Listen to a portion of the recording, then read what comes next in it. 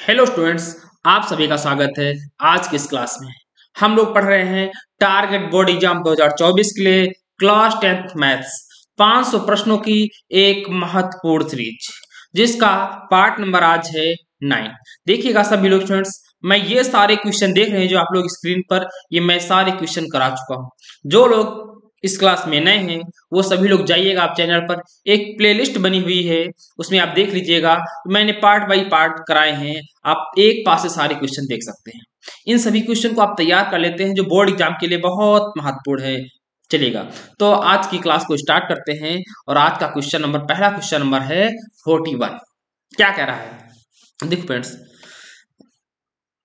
कह रहा है 6 मीटर लंबाई वाले एक ऊर्ध्वाधर स्तंभ की भूमि पर छाया की लंबाई 4 मीटर, जबकि उसी समय एक मीनार की छाया की लंबाई 28 मीटर है। मीनार की ऊंचाई ज्ञात कीजिए। ठीक है, कह रहा है 6 मीटर ऊंचाई लंबाई वाले एक ऊर्ध्वाधर स्तंभ की भूमि पर छाया जो है वो कितनी है, 4 मीटर है। ठीक है, अब क्या कर रहा है, उसी समय, जब जितना एंगल उसी समय मीनार की छाया की लंबाई 28 मीटर है, तो मीनार की ऊंचाई ज्ञात करो। अब देखिएगा, समझो, इस क्वेश्चन को समझिएगा। एक मैं बना लेता हूं, पहला इस कंडीशन को बनाता हूं, कह रहा है 6 मीटर ऊंचाई वाले एक ऊर्ध्वाधर स्तंभ। देखो भैया, दोनों कंडीशन को आप समझेंगे तभी लगा पाएंगे। देखो, मैंने बना दिया, ये क्या है, 6 मीटर ऊंचाई का एक स्तंभ बना दिया है। अब इसकी जो छाया मान लो बन रही है, मान लीजिएगा यहां पर सूर्य होगा, तो इसकी छाया, ये क्या भी है, इससे हम लोग कहेंगे छाया। छाया कितनी बन रही है, 4 मीटर। इसका नाम रख दीजिएगा ए बी सी। अब कह रहा है यहां से अगर हमें एंगल थीटा मान लो, कोण कितना है, tan थीटा, तो यहां से देखिएगा, लिखेंगे आप त्रिभुज ए बी सी में क्या आएगा, tan थीटा बराबर होगा ए बी बटे बी सी। तो tan थीटा बराबर ए बी का मान 6 है और बी सी का मान 4 है। तो यहां से tan थीटा बराबर कितना निकल के आएगा, 2 3 6, 2 दूना 4, 3 बटे 2 वैल्यू आ गई tan थीटा की। इसको यहीं पर ऐसे ही छोड़ दीजिएगा। आप देखो क्या कर रहा है, दूसरी कंडीशन को समझिएगा। ये क्या थी, इसे आप लिख सकते हो फर्स्ट कंडीशन। अब क्या कह रहा है, सेकंड कंडीशन। कह रहा है जबकि उसी समय एक मीनार की छाया, एक मीनार बना देते हम लोग हैं, ये लो, ये क्या है, मीनार। इसकी जो छाया बन रही है, ये मान लीजिएगा क्या कितनी बन रही है, उसी समय जब कोण एंगल जो है वो सेम, यहां भी थीटा था तो यहां भी थीटा है, तो जो छाया है वो 28 मीटर है। तो मीनार की ऊंचाई बताओ। तो क्या लिखोगे, माना मीनार की ऊंचाई कितनी मान लेते हैं, h मीटर। तब त्रिभुज का नाम रख दो, इसे मान लो पी क्यू आर। तब त्रिभुज पी क्यू आर में क्या होगा, होगा tan थीटा बराबर P Q upon R Q या क्यू आर। अब tan थीटा का वैल्यू पता है कितनी, 3/2, यहां रखिएगा 3/2, 3/2। पी क्यू की वैल्यू आपने h मानी है, अपान क्यू आर की वैल्यू कितनी है, या आर क्यू की वैल्यू है 28। तो यहां से h की वैल्यू कितनी आएगी, 3 × 28/2। तो h का वैल्यू मान कितना यहां से निकला, 2 से काटेंगे 28 को, 14 आएगा, और 14 × 42। तो मीनार की ऊंचाई कितनी आ गई, 42 मीटर। अब बताइए यहां तक ठीक है ना, समझ में आ गया ना। अच्छे से समझिएगा, कई बार एक बार जब पहले क्वेश्चन को आप पढ़ेंगे तो आपको क्वेश्चन क्या चकराए देगा, घुमा देगा खोपड़ी को तुम्हारी, क्योंकि क्वेश्चन ही नहीं समझ में आएगा। जब आप बहुत आसानी से समझेंगे ना तो आपको क्वेश्चन समझ में आ जाएगा। ठीक है ना। अब किसी को दिक्कत, दोनों क्वेश्चनों में यहां कंपेयर किया गया है। चलो तो चलते हैं क्वेश्चन नंबर 2 पर। क्वेश्चन नंबर 2 क्या कह रहा है, देखिएगा, कह रहा है यदि 26 और 156 का लासा 156 है तो मासा ज्ञात कीजिएगा। तो देखो इसका सूत्र मैंने बहुत आसान बताया आपको भाई। सूत्र क्या होता है? P x into Q x बराबर लासा गुणे मासा। पी एक्स क्यू एक्स क्या है भाई? अगर आपसे पूछा जाए पी एक्स क्या है तो कहोगे प्रथम संख्या,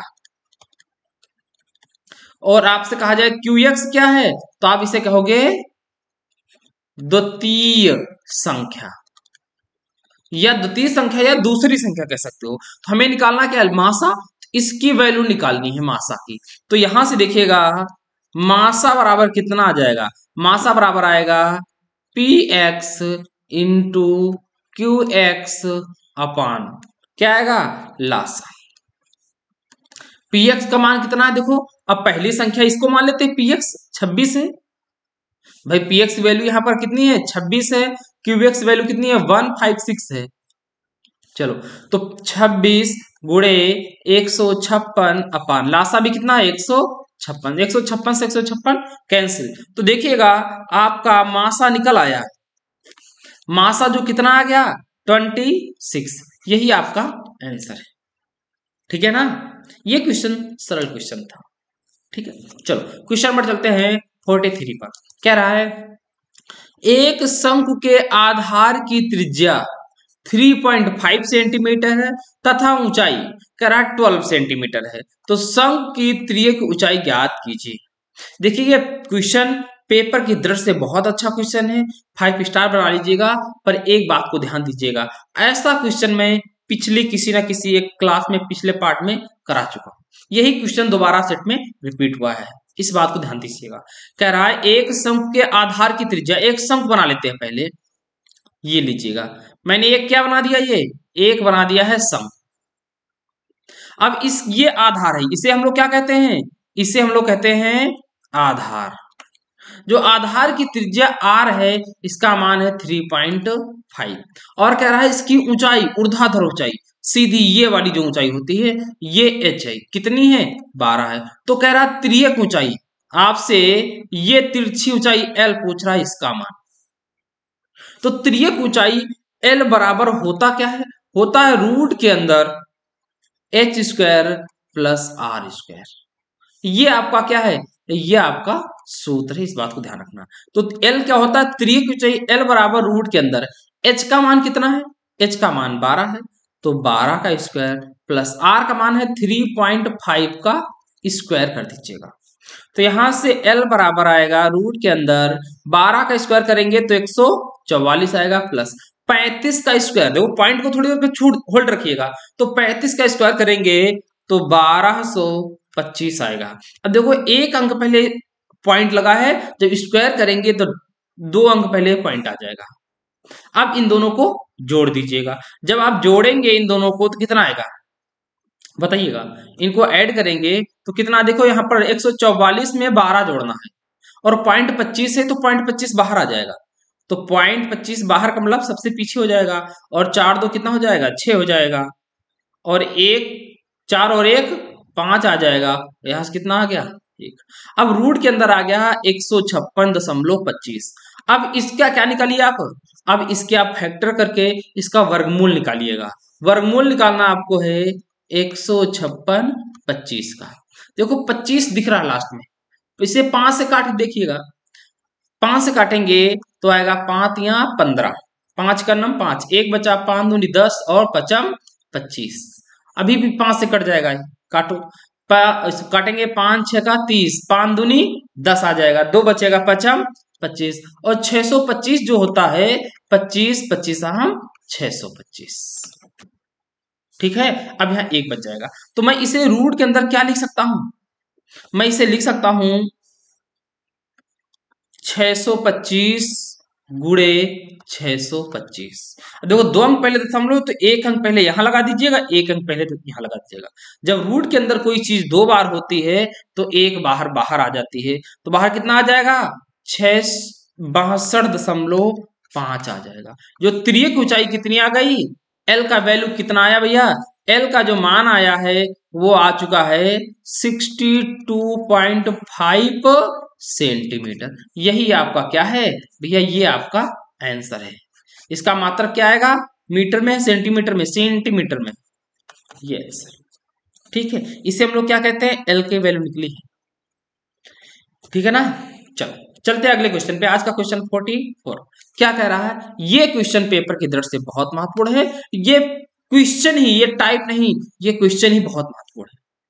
ऐसा आपसे पूछेगा, समांतर माध्य दे देगा, कोई बंटन देगा, बंटन का समांतर माध्य दे देगा, और उसमें किसी एक जो बारंबारता होगी उसमें से किसी एक टर्म को गायब कर देगा और वहां कोई अचर दे देगा, चर दे देगा, से पी दे देगा, एक्स दे देगा, वाई दे देगा, आपसे उसकी वैल्यू पूछेगा। यहां पर कह रहा है यदि निम्नलिखित बारंबारता बंटन से आंकड़ों का समांतर माध्य 21.5 हो तो पी का मान ज्ञात करो। बंटन आपको ये दिया है एक्स और ये दिया है एफ। चलो तो इस क्वेश्चन को हम थोड़ा सा सॉल्व करते हैं और समझिए आप। पहले आपको दिया क्या क्या है, आपको दिया है एक्स, एक्स की वैल्यू कितनी दी है, 5 है, 15 है, 25 है, 35 है, 45 है, और वैल्यू दी है आपको एफ। एफ क्या होता है, एफ होता है बारंबारता। तो यहां है कितना 6 4 3 P2। अब देखो आपको बात क्या कह रहा है यहाँ, समांतर माध्य, तो समांतर माध्य के लिए आपको एफ एक्स निकालना पड़ता है, तो इनका गुणा कराना पड़ेगा। तो 5 का एक 6 में कराएंगे तो 6 पंचे 30 आएगा, 15 का 4 में कराएंगे तो 15 चौके 60 आ जाएगा, 25 तिया 75 आ जाएगा। अब 35 का पी में कराएंगे तो 35 पी आ जाएगा, और 45 दूना 90 आ जाएगा। अब देखो सूत्र क्या होता है, समांतर माध्य बराबर, समांतर माध्य बराबर होता है सिग्मा एफ एक्स अपान sigma F. Sigma F x का मतलब क्या होता है, जो हमने एफ एक्स निकाला इसका टोटल, एफ एक्स का योग जो होता है वो होता है सिग्मा एफ एक्स, और ये जो एफ है इसे कहते हैं सिग्मा एफ। सिग्मा एफ आएगा तो कितना आएगा, 6 6 4 10, 10 3 13, 13 और 2 15, तो यहां से इसका मान आया 15 प्लस पी। और सिग्मा एफ एक्स की वैल्यू कितनी आएगी, देखिए जोड़ देते हैं हम, देखो 0 0 और 5 5 आ जाएगा। ये देखिए ये वाला स्टेप इसमें नहीं जुड़ेगा क्योंकि इसमें चर है, हम लोग अचर को जोड़ रहे हैं। तो 0 0 5 और 0, तो कितना आ जाएगा 5 आ जाएगा, यहां से कितना आएगा 5 आएगा।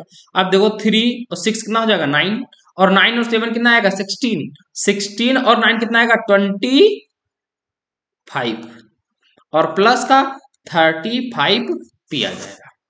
अब यहाँ क्वेश्चन में रख दीजिएगा, आपका आंसर आ जाएगा।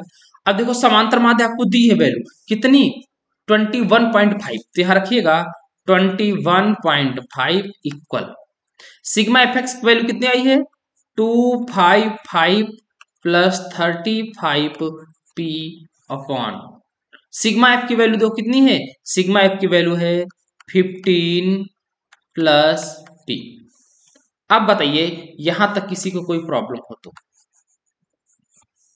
ठीक है, नहीं प्रॉब्लम है तो अब समझिएगा, इस 15 प्लस पी को इसके 21.5 के पास ले जाके गुणा करा दीजिएगा।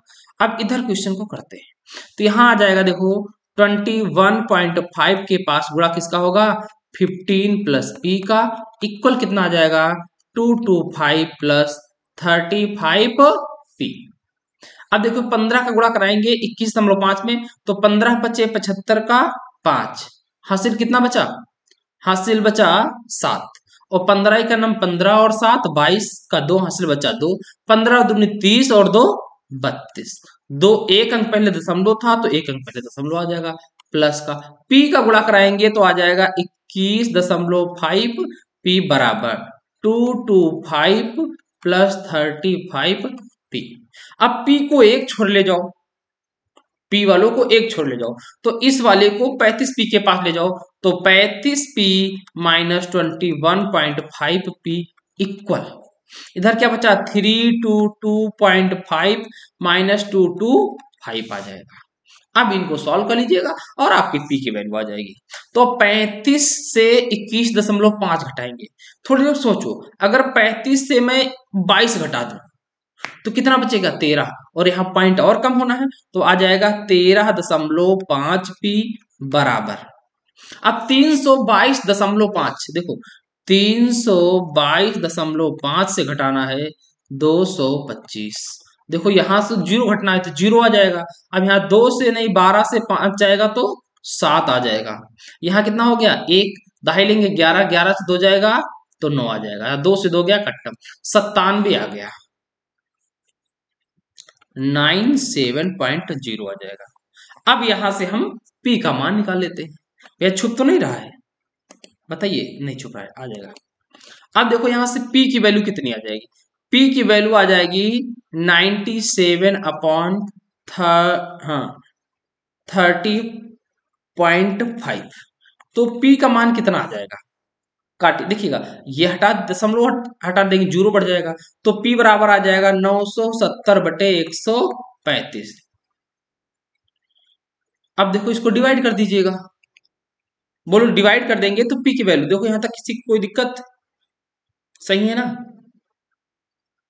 ओहो, यहां पर 5 भी तो आएगा, यहां पर भैया कितना आएगा, 5 आएगा, दशमलव। अब ये दशमलव दशमलव हट जाएगा तो 975/135 आया।